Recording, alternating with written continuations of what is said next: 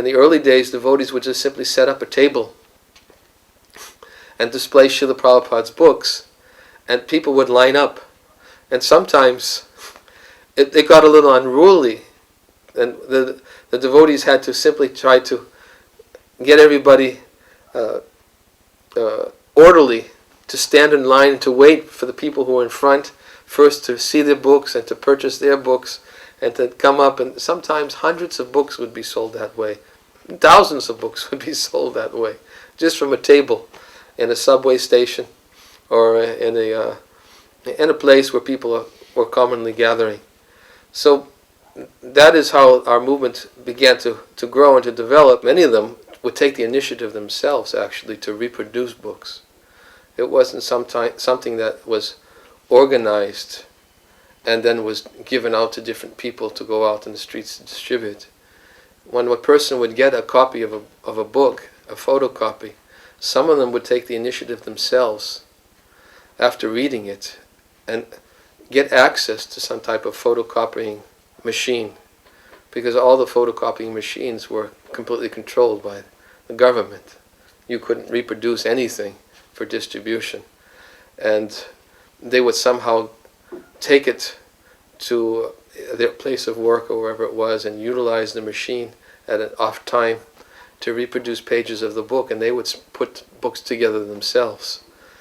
So many people took the initiative themselves to do that and to go out onto the streets and to give the books to young people, old people, scholars, learned people, uneducated people, from whatever background they came.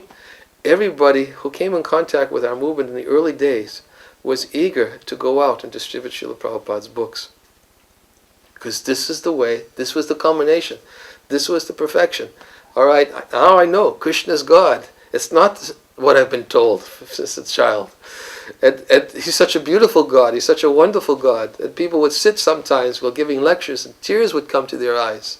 I had so many experiences of seeing people just sitting and just crying, just to know that God exists. And what a kind of a loving God he is. And then natural, as Srila Prabhupada taught us in his books, is that when a person receives something very wonderful, he wants to do something to reciprocate. So everybody was thinking of taxing their minds of how to reciprocate with what they received from Srila Prabhupada by going out and making these books, distributing these books, and telling others about Krishna. And young, old, didn't make any difference. People in the streets, even today, people 60 years old, 70 years old, go out and distribute Srila Prabhupada's books on the street. All living beings are equal. We're all eternal.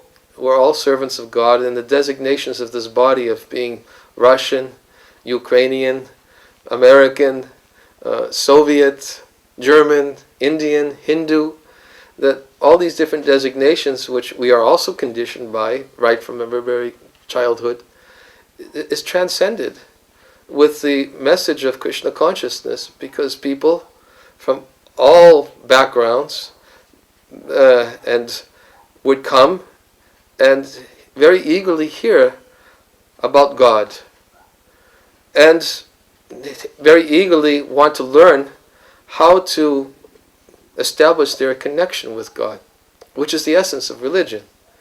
The essence of religion, as Srila Prabhupada taught, is to know who is God, what is our relationship with him, and how to act according to that relationship. So Srila Prabhupada's message was complete, because he came with a message to tell us who is the Supreme Being. It is Krishna. And what is our relationship with him? Well, every living being is an eternal servant of God. How do we act according to that relationship? Srila Prabhupada could teach us that also.